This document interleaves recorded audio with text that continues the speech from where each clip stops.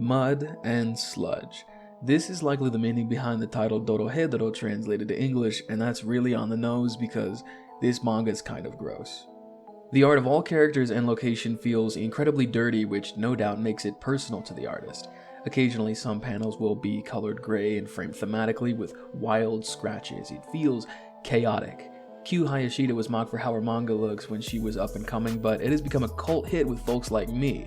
Each page feels flooded with sketchy line work and stray markings meant to illustrate filth. Some might even say she does this to a detriment. Personally, I had a hard time following the action early on with how full every panel felt. It took some time getting used to, but it feels worth it when the art feels as if I'm peering over someone's shoulder just to see a glimpse of their notebook before they quickly close it and say, "What did you see?" Did you know she also did the cover for an official Bloodborne manga cover? More recently, she did a collab with New Japan Pro Wrestling. It's always fun to see her art out in the wild because it looks fucking sick, dude. I adore every character's design. They feel so lovingly crafted. It makes for a world full of people who are realistically unafraid to wear any and everything from modern street clothes to gimp wear. It's never visually uninteresting to meet a new character. There is some striking imagery in Dorohedoro, especially in the later half of the story, since as you read it, you can really see Hayashida's art style evolve.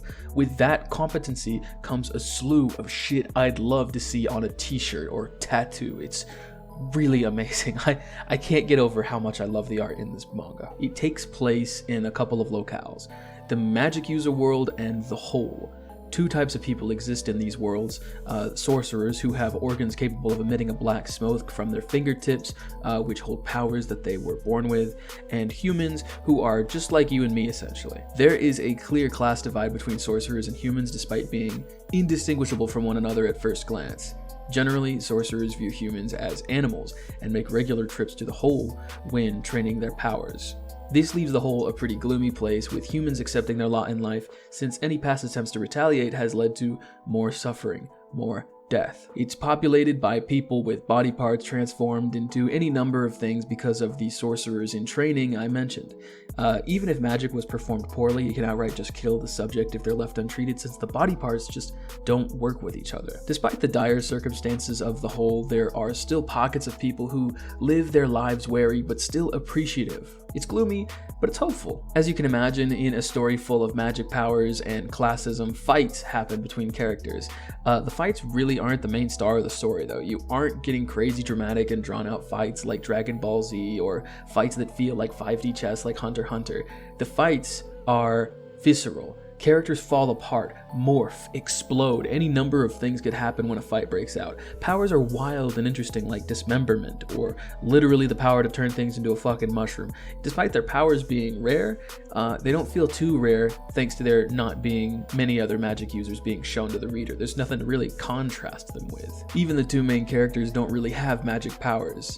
Nikaido, the martial artist, restaurant owner, and cook of the Hungry Bug with the big fat butt, and Kaimon, the lizard-faced, knife-wielding part-time nurse who is looking for a way to return his memories and face, who also has a fat butt. They hunt sorcerers that come down to the Hole in search of clues about Kaimon's amnesia and scaly face. While doing this, they discover more about themselves and the world they live in. Kaimon is ironically more hot-blooded, lizard joke, while Nikaido thinks a lot more through. They're both a couple of lovable goofballs. It's obvious that they love being around each other and truly value each other as people. They eat together, drink together, hang out, they play baseball together, they care about each other when they're sick. They're so cute, and their relationship presents a fun will they, won't they dynamic throughout the story. And honestly, I'm not one for romance stories, but I found myself pretty invested in what they thought of each other. Their love for each other, platonic or not, is pure, and it feels like a place of solace with the horrible things happening around them. They're genuinely good friends, and it really hurts to see them apart or doubt whether they are close as they thought they were. I don't want to spoil too much, but there are a number of characters with a similar dynamic among them. The greatest drama in the manga comes from separating characters from those who they love. Love seems to be a very prevalent theme in the story, which is just a wonderful contrast to the mud and sludge of Dorohedoro. This would likely be a bad introduction to manga if you haven't read any before, but you should definitely take a look if what I said sounds interesting. There's also much more digestible anime on Netflix if you're interested in the story but unsure about the manga, though it's only the first 40 chapters or so, and there's also no guarantee they'll want to animate more. Be warned, it features not so great CG. Mappa was cutting their teeth on CG at the time, and unfortunately, Dorohedoro was a testing ground. It's still a fun time though if you're not expecting Chainsaw Man levels of quality. I recommend the original voices. Kaimon's actor, Wataru Takagi, did a phenomenal job and is my reason for recommending Japanese. He'll also be really familiar if you're an anime fan.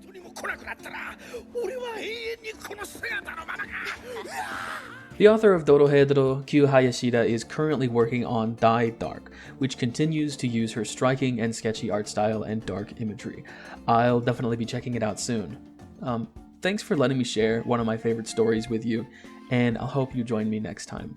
Comment what you'd like to see me cover, whether it be manga or video games, and whether or not you think it would deserve, a longer or a shorter form video. Anyway, thank you so much for watching, and I hope you also read Dorohedoro.